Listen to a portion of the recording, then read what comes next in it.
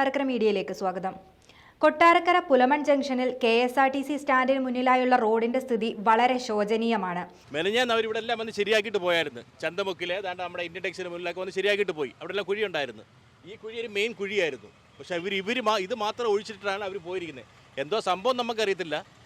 ഇവിടെ പല ടൂ വീലേഴ്സിലും വന്ന് അവരറിയുന്നുമില്ല, വന്ന് മറിഞ്ഞൊക്കെ ഇവിടെ വീഴുന്നുണ്ട്. ഇവിടെ എന്താ സംഭവം നമുക്കറിയത്തില്ല. അവർ ചെയ്യാതെ പോയതിൻ്റെ കാര്യം നമുക്ക് എന്തോ പിടികിട്ടുന്നില്ല. ചന്തമുക്കിൽ റെഡിയാക്കിയിട്ടുണ്ട്, ഇന്ത്യൻ ടെക്സിന് മുന്നിൽ ശരിയാക്കിയിട്ടുണ്ട്.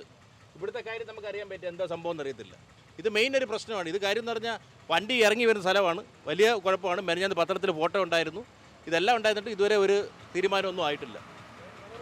മെയിൻ റോഡല്ലേ ഇത്, നമ്മുടെ ഗാരേജിലോട്ട് കയറുന്ന വഴി എല്ലാം ചേർന്നുള്ള വഴിയാണിത്. ഇത് കൊല്ലം തിരുമംഗലം ദേശീയപാതയാണിത്. കൊല്ലം തിരുവങ്കര ദേശീയപാതയിലെ ഈ ഗർത്തങ്ങൾ രൂപപ്പെട്ടിട്ട് മാസങ്ങൾ കഴിഞ്ഞു. നിരവധി ഇരുചക്രവാഹന യാത്രക്കാരാണ് ദിവസവും ഈ കുഴികളിൽ വീണ് അപകടമുണ്ടാകുന്നത്. നഗരത്തിലെ പ്രധാന റോഡിന്റെ ഈ ശോചനീയ അവസ്ഥ അധികാരികൾ കണ്ടില്ലെന്ന് നടിക്കാൻ തുടങ്ങിയിട്ട് നാളുകളായി.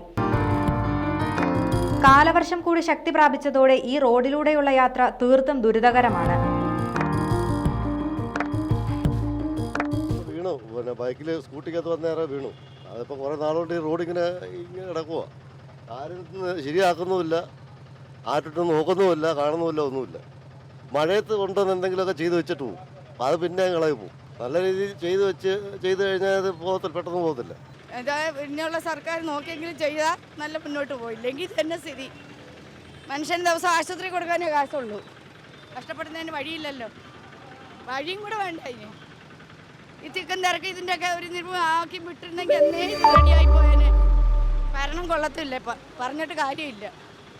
നേരെ ആവട്ടെന്ന് പ്രാർത്ഥിക്കാനല്ലേ പറ്റും നമുക്ക്, അല്ലാതെ ഒരു വഴിയില്ല. തിരക്കാനോ തിരക്കെന്തുവാ ഈ തിരക്ക്? ഇതുങ്ങളെല്ലാം കണ്ണി കണ്ടോണ്ടിരിക്കുന്നില്ലയോ? ഞങ്ങൾ ദിവസം യാത്ര ചെയ്യുന്നവരെ ദിവസം നട്ടലൊടിയുന്നവരും. പിന്നെ പൈപ്പ് ലൈനിൻ്റെ കുഴി പൊട്ടിയതാണ്. അത് ഇപ്പോൾ ഒരു 5-6 മാസമായി അവിടെ ഇങ്ങനെ കുഴിയായിട്ട് കിടക്കുന്നു. ഒരുപാട് അപകടങ്ങളുണ്ടായിട്ടുണ്ട്. അടുത്ത് വരുമ്പോൾ ഇപ്പം ഞങ്ങൾക്ക് കുഴി ഉണ്ടെന്നറിയാം. ഈ പുതിയതായിട്ട് വരുന്നവർ അടുത്ത് വരുമ്പോഴായിരിക്കും ഈ കുഴി കാണുന്നത്. ഒന്നേനകത്ത് വീണ് മറിയും, അല്ലെ വെട്ടിത്തിരിക്കും, അടുത്ത വണ്ടിയായിട്ട് തട്ടും.